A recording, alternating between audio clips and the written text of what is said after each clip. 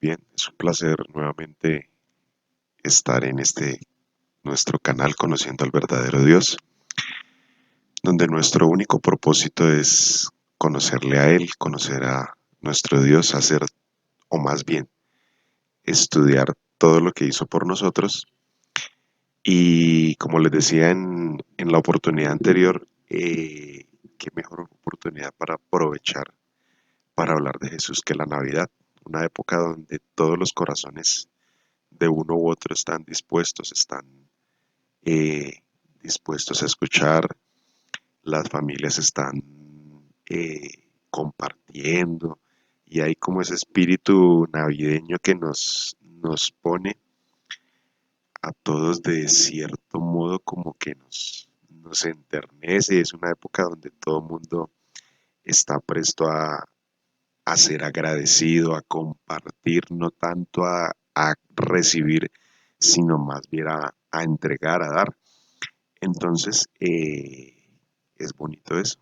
Y hoy en nuestro segundo capítulo voy a intentar esta semana que empieza a hacer algo más seguido sobre este tema del nacimiento de Jesús, lo que realmente significa la Navidad, más allá de que no haya sido la época, está en la época en la que haya nacido Jesús y ya vamos a hacer, en estos días vamos a hacer una aproximación, ¿no? Porque el día como tal no se, no se, no se conoce, por algo Dios no permitió que el ser humano conociera el día en el que él nació.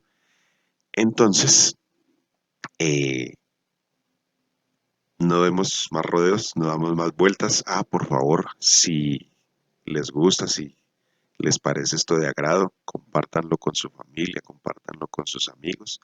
Y la idea es que esto llegue a muchos dispositivos, a muchas personas, muchos hogares, eh, les guste esto que estamos haciendo. Oremos, acompáñenme en una oración. Padre bueno, vamos a estudiar tu palabra, pedimos tu bendición. Gracias por nuestros amigos, por nuestros amados que nos ven.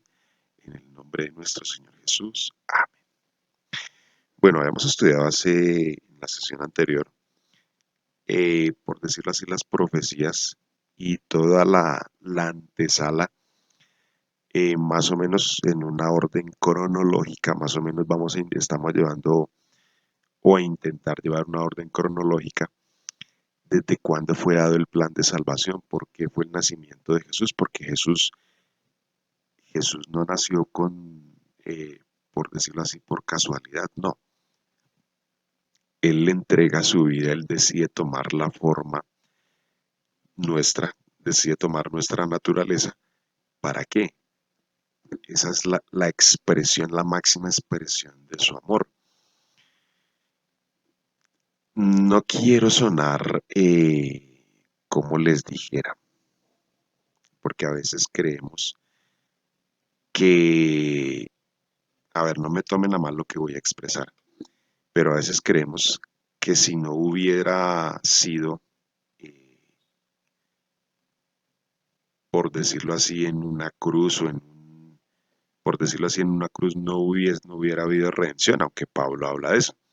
Pero recordemos que la salvación está desde la eternidad, desde los tiempos pasados, como lo leímos en Efesios, y Dios, o sea, a veces tenemos la mala costumbre y la mala costumbre como seres humanos de humanizar a Dios. Entonces, si no es así, entonces no hubiese sido otro método. Dios hubiera utilizado cualquier cantidad de métodos para rescatarnos, porque el plan de la salvación nosotros no lo entendemos. Pablo habla y en la siguiente ocasión voy a traer esa cita. Pablo habla del misterio de la piedad. O sea, el misterio de la piedad tiene que ver con eso, con la encarnación de Jesús. O sea, hasta donde Dios desciende para mostrarnos su amor, no tanto. Y en la última cita que leíamos de Segunda de Corintios la vez pasada, a veces vemos un Dios furioso con nosotros y un Cristo, un Jesús en el intermedio recibiendo toda esa ira. y hemos estado viendo que no es así. No es la forma ni la intención que yo quiero, o que sí, que yo quiero mostrar en este canal, y los que me han seguido saben que yo vengo hablando mucho de eso. Entonces, no es Dios molesto, no es Dios enfadado con nosotros, ni Cristo atravesándose en esa ira. Por el contrario, el Padre dice que estaba en Cristo reconciliando al mundo. Entonces, eh, no, a ver, ¿cómo me hago entender esto?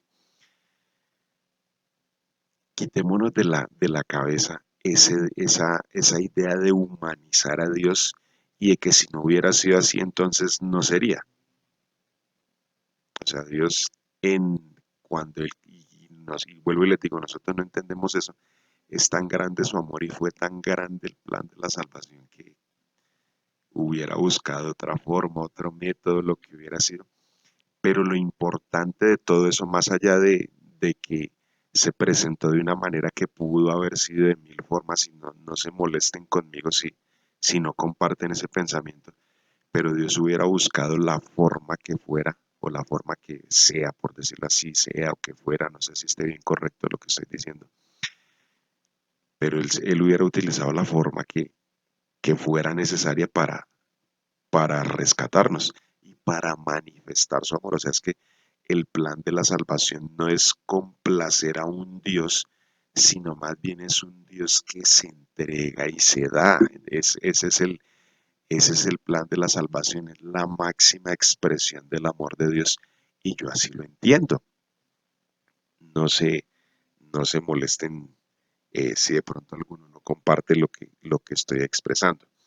Y vamos a leer, retomamos lo que dice Juan, y el verbo se hizo carne y habitó entre nosotros. Leo de Juan 1:14, el verbo se hizo hombre, habitó entre nosotros y contemplamos su gloria, la gloria que corresponde al Hijo único del Padre, lleno de gracia y de verdad. Juan dio testimonio de él y a voz en cuello proclamó: este es aquel de quien yo decía, el que viene después de mí es superior a mí porque existía antes que yo. De su plenitud todos recibimos gracia sobre gracia, pues la ley fue dada por medio de Moisés, mientras que la gracia y la verdad nos han llegado por medio de Jesucristo. A Dios nadie lo ha visto nunca. El Hijo único, que es Dios y que vive en unión íntima con el Padre, nos lo ha dado a conocer. No limitemos a Dios, no lo limitemos, porque Él va a usar y usa cualquier cantidad de métodos para llegar a nosotros. ¿Qué dice esta cita? Que la máxima expresión de Dios, ¿cuál es? Tomar la semejanza nuestra, porque es algo, o sea, Cristo fue contra su propia naturaleza. Dice que era uno con el Padre, que existía con el Padre, pero ¿qué hizo? Por amor a nosotros, que tomó nuestra naturaleza. Esa fue la máxima expresión del amor de Dios. La máxima expresión del amor de Dios es Cristo, que toma la forma humana, que viene y habita con nosotros. Dice que nos fue dada la de gracia sobre gracia. ¿Qué es gracia? Es un regalo, es el amor de Dios que nosotros no merecemos. Eso es gracia, y a veces tenemos un problemita con eso, porque dice aquí que por Moisés es dada la ley, pero por Cristo viene la gracia. ¿Y para qué fue dada la ley? Y eso lo hemos estudiado en algunos otros textos que no voy a traer acá, o bueno, de pronto en la otra sesión puedo traerlos, pero Pablo, y si en algunas veces ya lo hemos hablado aquí, Pablo dice que la ley fue dada ¿para qué? Para contener las transgresiones. Por eso nosotros vivimos regidos por leyes, porque esa es la manera en que a nosotros se nos puede ¿qué? Contener. Pero como la ley no me muestra, o más bien la ley me muestra lo mal que estoy, pero no me puede salvar, entonces ¿qué viene? Viene Cristo, tomas la forma humana y viene a darnos gracia. O sea, Juan aquí está diciendo que Cristo se pone por encima de la ley, por encima. Cristo va por encima de la ley. Y cuando vivimos en la gracia se cumple aquello de amarás a Dios con toda tu mente, con toda tu alma, con todo tu corazón y amarás a tu prójimo como a ti mismo. Eso es vivir en gracia. Eso es vivir en gracia. No desechemos la gracia porque dice, la ley fue dada por Moisés. ¿Y para qué fue dada la ley? Para regirnos como una norma de convivencia, por decirlo así. Pero Cristo que viene a darnos la gracia y el que vive con Cristo,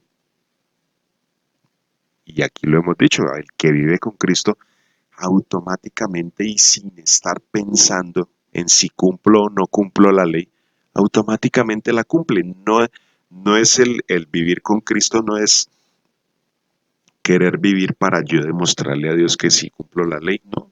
Yo vivo con Cristo y eso va saliendo naturalmente. Sigo. Dice Daniel 9, 24 y 25, porque vamos a empezar a hablar sobre el periodo en el que nació Jesús. No vamos a hacer ese estudio hoy, pero sí vamos a estudiar la profecía o lo que le fue anunciado a Daniel que, que iba a pasar, o más o menos cuándo iba a venir o en qué tiempo iba a nacer Jesús. Y en Daniel 9:24 dice, 70 semanas han sido decretadas para que tu pueblo y tu santa ciudad pongan fin a las transgresiones y pecados, pidan perdón por la maldad, establezcan para siempre la justicia, sellen la visión y la profecía y consagren el lugar santísimo. Y dice la profecía de las 70 semanas, que fue el anuncio que el ángel Gabriel le dio a Daniel, cuando le recuerdan cuando le dio en Daniel 7, la visión de Daniel 8, en Daniel 9 le da algo más grande porque es más grande y eso es más importante que para mí, eso es hasta más importante que los mismos 2300 días, que es las 70 semanas, que es lo que se tenía, como leímos en las versiones, en las citas anteriores, que he venido el cumplimiento del tiempo, y ahorita vamos a leer esa cita, se tenía que cumplir un tiempo específico. En ese tiempo iba a aparecer ¿qué? El Salvador y el Redentor del mundo. Y dice, ya entrando un poquito más en la profecía, dice, entiende bien lo siguiente, y ustedes pueden ver un diagrama ahí. Habrá 7 semanas, o sea, habrá 7 semanas desde la promulgación del decreto que ordena la reconstrucción de Jerusalén hasta la llegada del príncipe ungido. Luego habrá 62 semanas. Entonces ustedes pueden mirar allí el año 457, que es la orden para restaurar y edificar Jerusalén hasta el Mesías príncipe, que eso va hasta el año 408, o sea, 7 semanas, son 49 días, son 49 años más o menos. Después dice que después de eso serán que luego habrán 62 semanas más, o sea, del año 408 al año 27. Entonces será reconstruida Jerusalén con sus calles trincheras, pero en tiempos difíciles. Después de las 62 semanas se le quitará la vida al ungido y se quedará sin nada. La ciudad y el santuario serán destruidos por el pueblo de un príncipe que vendrá. El fin vendrá como una inundación, la destrucción no cesará hasta que termine la guerra. Durante una semana ese gobernante hará un pacto con muchos, pero a media semana pondrá fin a los sacrificios y ofrendas y en el templo establecerá la abominación que causa destrucción hasta que sobrevenga el desastroso fin que le ha sido decretado. Entonces, vemos en esa profecía que ustedes ven en ese diagrama, claro, nos lleva hasta el año 27, aquí Jesús ya tenía 30 años, pero esa profecía que fue descuidada, que fue desechada, ¿y por qué digo fue descuidada y desechada? Porque más o menos, o sea, no se les anunció como tal el día, la hora, el año, bueno, pero Dios y le revela a Daniel por medio del ángel Gabriel más o menos la época. Él le dice, oiga, póngale cuidado a esto porque van a pasar 7 semanas, después van a venir esas 62 semanas. Claro, vamos al año 27 ya cuando Cristo está Ya obviamente empieza el ministerio en el año 27 cuando es bautizado, vamos hasta el año 31 cuando es crucificado, pero más o menos en esos cálculos dice, oigan, ojo que ahí va a aparecer ¿qué? Va a aparecer el Mesías. Pero ¿qué pasó? Nadie le paró bolas a la profecía. Ya vamos a andar un poquito más en eso. Dice Gálatas 4 al 6, dice, pero cuando se cumplió el tiempo, Dios envió a su Hijo, que nació de una mujer perdón, que nació de una mujer sometido a la ley de Moisés, para rescatarnos a los que estábamos bajo esa ley y concedernos gozar de los derechos de los derechos de hijos de Dios. Y porque ya somos sus hijos, Dios mandó el Espíritu de su Hijo a nuestros corazones y el Espíritu clama, Abba Padre. Que sigue hablando aquí Pablo.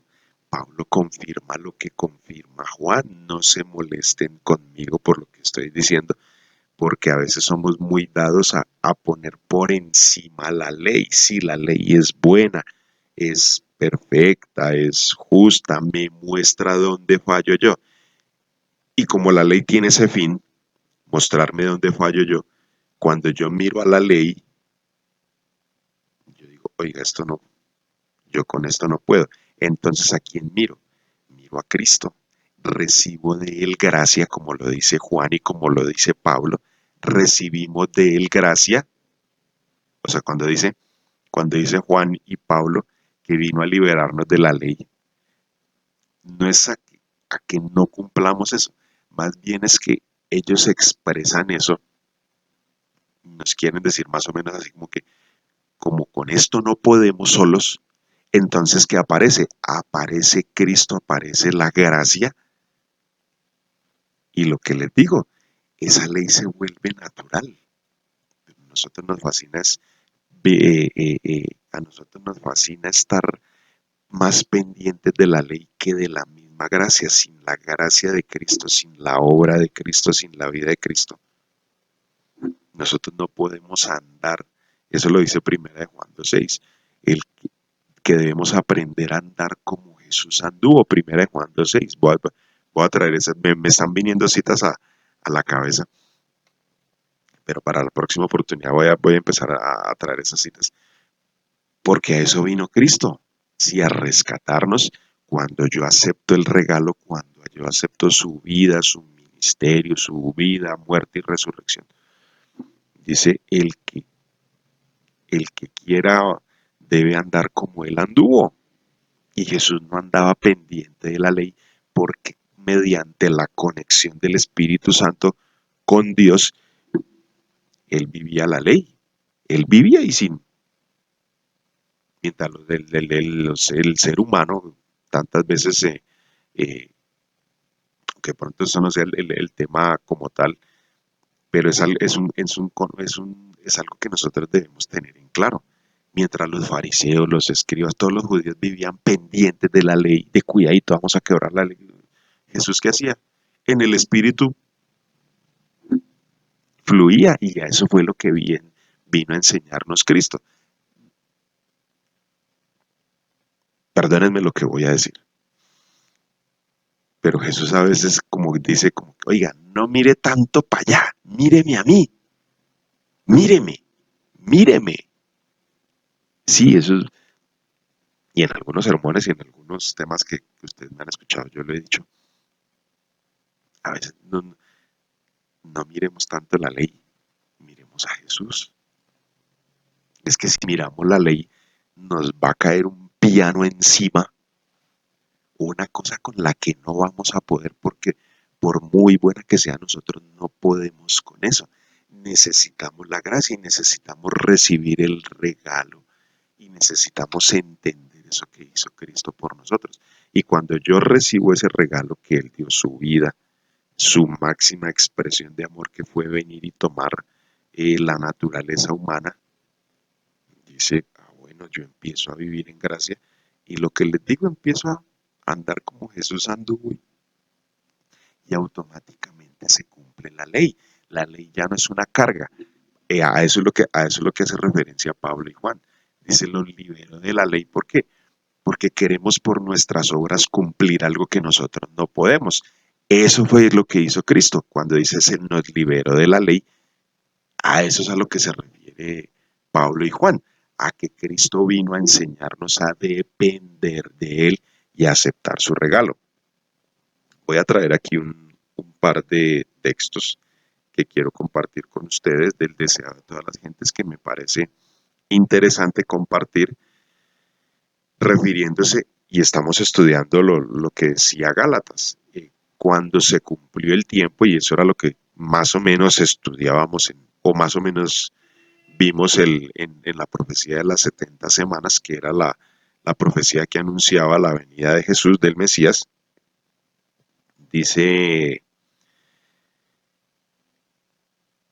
en el deseo de toda la gente, dice, la tierra quedó oscura porque se comprendió mal a Dios. O sea, eso es lo que hace el pecado. ¿Qué hace el pecado? Oscurecer nuestra mente y no entendemos a Dios, lo comprendemos mal. A fin de que pudiese iluminarse las lóbregas sombras, a fin de que el mundo pudiera ser traído de nuevo a Dios, había que quebrantar el engañoso poder de Satanás. Esto no podía hacerse por la fuerza. Ojo con esto, ya lo hemos hablado en los temas que hemos hecho de Apocalipsis y ustedes me han visto que yo hablo mucho de esto. El ejercicio de la fuerza es contrario a los principios del gobierno de Dios. Él desea tan solo el servicio de amor y el amor no puede ser exigido, no puede ser obtenido por la fuerza o por la autoridad. El amor se despierta únicamente por el amor. El conocer a Dios es amarle, su carácter debe ser manifestado en contraste con el carácter de Satanás. En todo el universo había un solo ser que podía realizar esa obra. Únicamente aquel que conocía la altura y la profundidad del amor de Dios podía darlo a conocer. Sobre la oscura noche del mundo debía nacer el sol de justicia, trayendo salud eterna en sus alas. ¿Para qué aparece Cristo?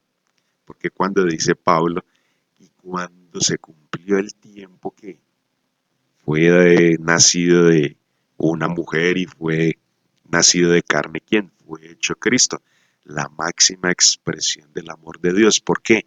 Porque la tierra estaba oscura. ¿Se acuerdan lo que leímos en las lecciones de Efesios? ¿Se acuerdan? Que el pecado que hace, entenebrecer nuestra mente, oscurece nuestra mente, sufrimos una desviación en nuestra mente del carácter de Dios. ¿Y para qué aparece Cristo? Para realzar en el hombre que esa imagen de Dios que se había perdido. ¿Y qué método utiliza? El amor, persona o institución que quieran hacer las cosas por la fuerza. ¿Qué carácter representa? El carácter de Satanás. Dice, el amor es todo lo contrario a qué? Al ejercicio de Satanás. Ahí lo dice, ahí lo decía.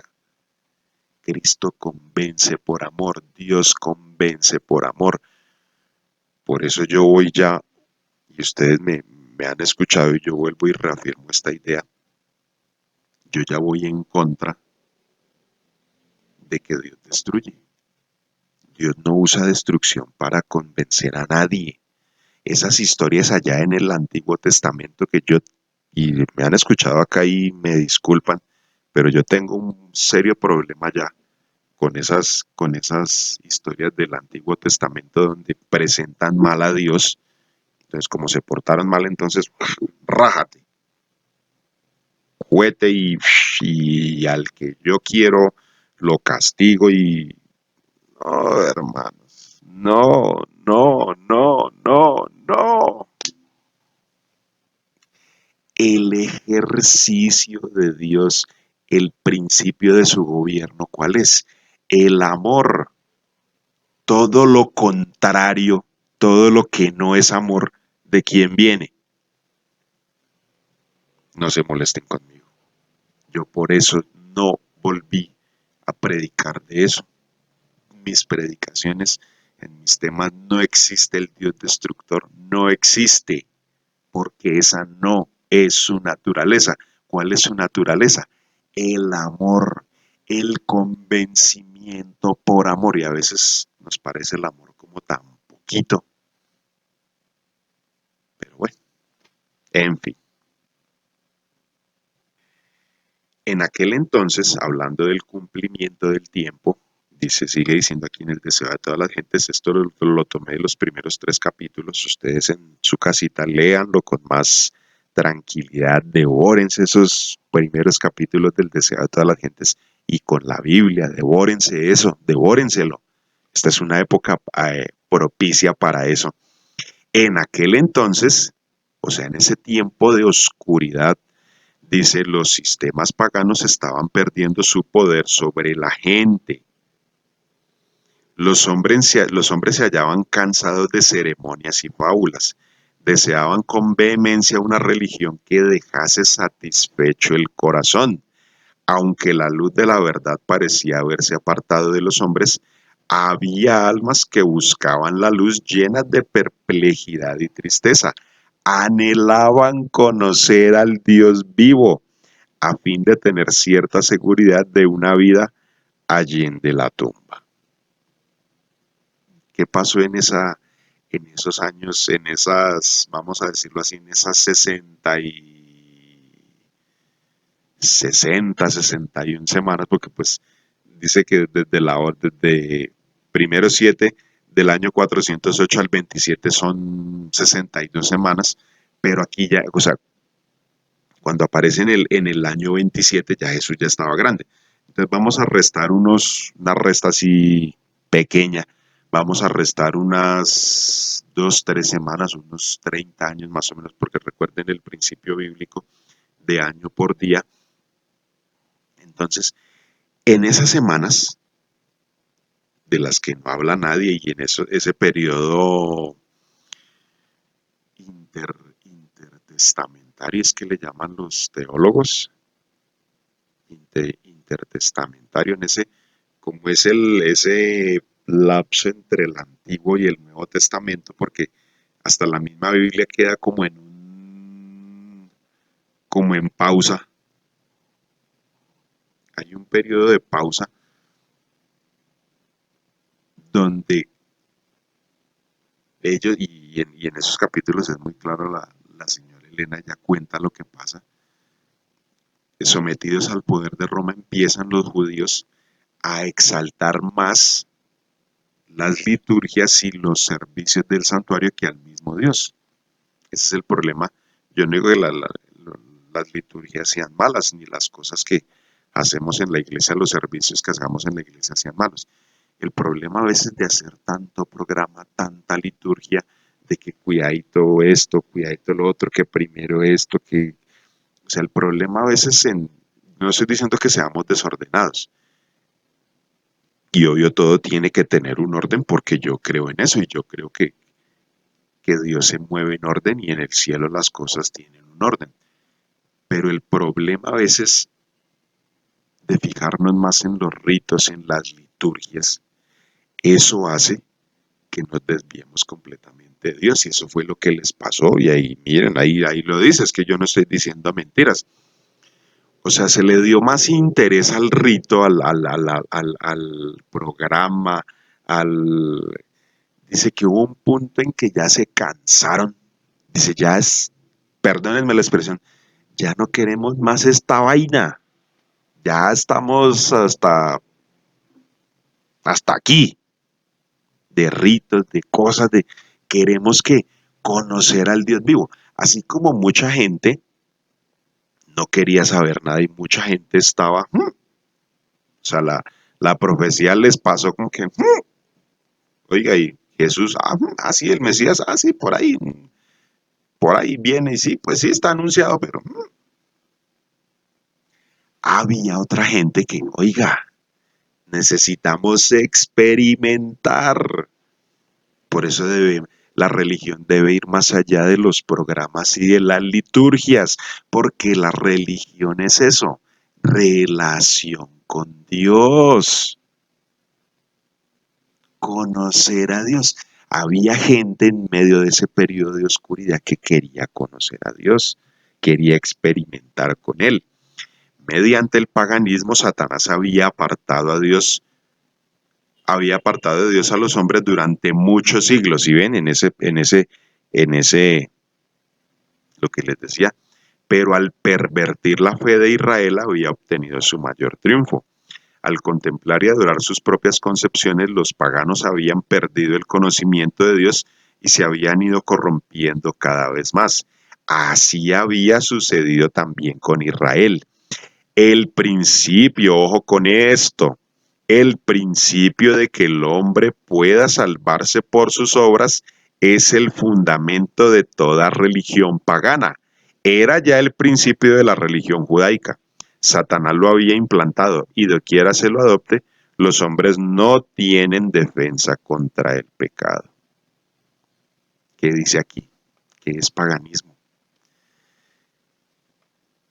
Miren, desde que, desde la entrada del pecado, Satanás empezó a inducir el culto a los Baales, bueno, me olvidaron los dioses, Acera, Baal, Moloch, bueno, se me fueron, se me fueron de la cabeza los dioses que tenía. Satanás empieza en todas esas culturas mesopotámicas y recuerden que el padre de todo eso, ¿quién fue? Nimrod. Empiezan todas esas culturas después del diluvio, claro, y antes del diluvio también. Todas esas culturas mesopotámicas, bueno, y antes del diluvio. Satanás siempre intentó desviar la mente, desviar en el hombre, no, perdónenme, me hice bola un poquito, desviar la imagen de Dios en la mente del hombre, discúlpenme. El paganismo, o sea, Satanás, hace verle al hombre que Dios está airado con él, empieza a crear una serie de dioses, una serie de deidades, entonces que el dios del agua, que el dios del fuego, que el dios de una cosa, que el dios de la otra, y empezó a desviar al hombre, empezó a desviarlo de Dios. Esa es la religión pagana y ese es el paganismo. Yo querer pagarle a Dios, así como se hacían en esas culturas Abalaga, Mologa, bueno, a ese tipo de dioses, ¿qué pasaba? Tenían que estarlos cebando, por decirlo así, con presentes, estarlos, sí, cebándole, queriendo ganar favores, que Dios no me destruya, que Dios no me haga, que Dios no... Entonces yo me porto bien, yo hago una cosa, yo hago la otra. Eso es paganismo. Y ojo, ojo, si nuestra religión es así. Porque hoy en día sí podemos adorar a Dios, podemos creer en Él, pero a veces tenemos la mala costumbre de que yo me voy a portar bien, voy a hacer esto, voy a... Perdónenme lo que voy a decir. Voy a llegar a la iglesia el sábado a las 8:30 de la mañana para demostrarle al Señor que yo lo amo. Llegar el sábado a la iglesia a las 8:30 de la mañana es bueno. Claro, es bueno. Pero si yo quiero hacer eso para mostrarle a Él que, mire Señor, mire que es que, no, hermanos, eso es paganismo. Eso es paganismo. Ah, no, yo voy a darle el diezmo a Dios para que Él vea que, o no, yo a- voy a cantar, porque yo canto o toco un instrumento muy bonito. Entonces yo voy a cantarle a Dios o voy a tocar el himno tal para que el Señor vea que haga lo que yo haga. Si yo tengo el pensamiento de que con eso voy a ganar el favor de Dios o que Él me trate a mí de una manera especial, ¿cómo se llama eso? Paganismo. Eso es paganismo. Y podemos, y en cualquier cantidad de veces podemos haberlo hecho. Y yo también lo hice. A ver si, Señor, con esta predicación, si con este videíto, si con este diezmo, Si con, a ver si me porto bien para que... No, hermanos, eso es paganismo. Cuando yo quiero agregarle algo a la obra de Dios, ¿cómo se llama eso? Paganismo. Por eso dice ahí, el principio del paganismo que es que el hombre quiera salvarse por sus propias obras. Por eso nos es necesario creer y entender que la salvación es por gracia, que no tengo que hacer nada. Porque es que hay frases, y en alguna ocasión me lo han escuchado, sí, la salvación es por gracia, pero eso no me exime de obedecer. Entonces no es por gracia. Porque si yo tengo que obedecer para ser salvo, pues, y de pronto alguno va a rayar con ese concepto y le pido disculpas. Pero mire, hasta la misma señora Elena lo dice, no pelee conmigo, pelee con, pelee con Juan, pelee con Pablo, que son los que hablan de eso, pelee con la señora Elena, peleen con ella, conmigo no peleen y no se tomen a mal lo que estoy diciendo. Quiero que se quede en su mente que debemos descansar en Cristo.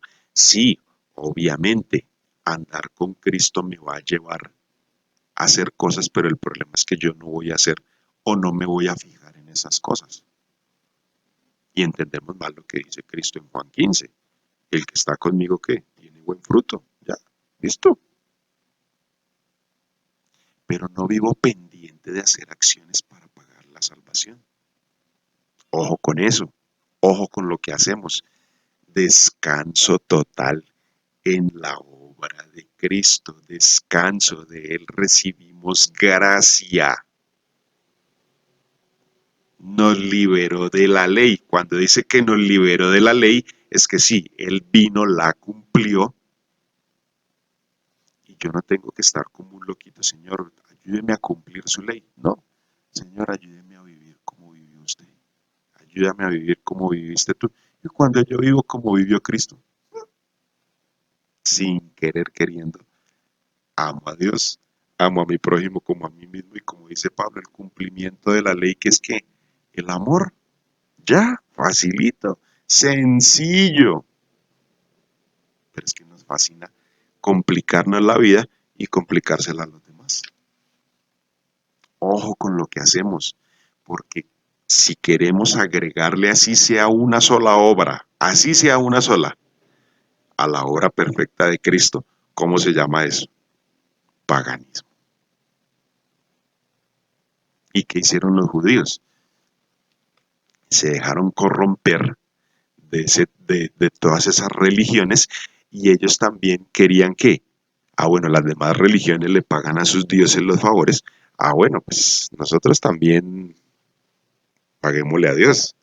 Y por eso Jesús puso la parábola del fariseo y el publicano. Señor, gracias porque el fariseo, Señor, gracias porque yo doy diezmo, guardo el sábado, hago una cosa, hago la otra. No soy como ese publicano, como este que usted ve aquí, ese miserable pecador. Señor, gracias porque yo no soy como él. Gracias, gracias, menos mal, no soy como él. ¿Y qué decía el publicano? Señor, no soy digno. Sé propicio a mi pecador, no soy digno. Ese es el espíritu del reino de Cristo, el amor. No van a gloriarse, y por eso Efesios, y así de eso ya lo leamos, por, porque por gracia sois salvos por medio de la fe y no por obras, para que nadie se gloríe. ¿Y qué dice aquí doña Elena en el deseado? El paganismo es que el hombre quiera salvarse por sus propios medios. Cuando yo hago algo para querer justificarme o querer ganar el favor de Dios, ¿cómo se llama eso? Paganismo. Las cosas vienen del corazón y lo acabamos de leer. El convencimiento de Dios viene ¿por qué? Por amor, por amor. Es que lo que les digo, nos fascina meterle la ley, porque es que, bueno, haga la ley porque, para que me demuestre que usted sí es cristiano y usted sí es hijo de Dios y usted sí es... No, hermanos, no. y religión que promueva eso. Mira, ahí traje la cita. Persona, religión, institución religiosa, como se llame, que quiere implantar eso, que implanta, o como se llama eso, es basado en el paganismo y no puede ser por la fuerza, por el amor. ¿Por amor qué? Cristo tomó la naturaleza de nosotros. Por amor se entregó por nosotros. Por amor, que es Navidad, el Dios que me ama, que se entrega por mí, que toma mi naturaleza, y el Verbo fue hecho carne y habitó entre nosotros y vimos su gloria, la gloria del Padre lleno del unigénito de gracia y de verdad. A Dios nadie lo conoció. ¿Quién vino a darlo a conocer? Cristo. Eso es Navidad. Por eso nació Jesús. Por eso vivió, por eso murió, por eso resucitó, para que conozcamos al Padre. Y venido el cumplimiento del tiempo, o más bien, pero cuando se cumplió el tiempo, Dios envió a su Hijo, la máxima expresión del amor de Dios. Cuando se cumplió el tiempo, Dios envió a su Hijo, que nació de una mujer sometido a la ley de Moisés, para rescatarnos a los que estamos bajo la ley y concedernos que los derechos, gozar de los derechos de ser hijos de Dios, porque ya somos sus hijos y Dios nos mandó el Espíritu de su Hijo a nuestros corazones y el Espíritu clama Abba Padre. Ese Abba Padre es una expresión de papito. Dios es nuestro papito, nuestro papá. Con confianza, Dios no está molesto. Quitémonos eso de la cabeza. Quitémonos de la cabeza que tengo que cumplir una ley para poder llegar a Dios. No. El que recibe el amor, el que recibe la gracia, recibe el regalo de la vida de Dios, la vida que ofrendó de Cristo. Y vive como Cristo, ama como Cristo y sin querer queriendo cumple la ley. Hasta aquí dejo el video. Si les gustó, compártanlo, háganmelo saber. De pronto todos no van a estar, de pronto alguien no va a estar en sintonía con algo que dije. No tengo un problema con eso. Pero quiero presentar ese Dios que es amor, que es gracia, que nos libera. Y para mí, y como dice aquí la señora, y como dice la Biblia, y como dice la señora Elena, la verdadera religión que nos hace libres. Y nuestra libertad, en nuestra libertad que Cristo nos ayuda a amarle a Él. Esa es la religión, que nuestra libertad se la entreguemos a Él. ¿Para qué? Porque es que nuestras intenciones, no me acuerdo, me vino a la cabeza eso ahorita, no recuerdo la cita, pero dice, en la Biblia hay una cita que dice que nuestros pensamientos son de continuo al mal. Cuando nosotros entregamos a Cristo nuestra vida, nuestra mente, nuestro corazón, ¿en qué la transforma Él? En una vida de amor y de libertad que encaminada hacia Él. Dios les bendiga. Espero, tengo el propósito de durante esta semana, eh, voy a intentar hacer una especie de novena, voy a intentar aprovechar lo máximo esta semana. Así que bueno, Dios les bendiga, dejo el video por acá y no se lo pierdan que va a estar interesante. Me gusta, compártanlo, comenten y compartamos y hablemos de Dios en esta época, que los corazones están dispuestos y hablemos del verdadero Dios y de las verdaderas intenciones de Dios. ¿Qué estaba haciendo Cristo o qué estaba haciendo Dios? Reconciliando al mundo en quién? En Cristo. Dios les bendiga.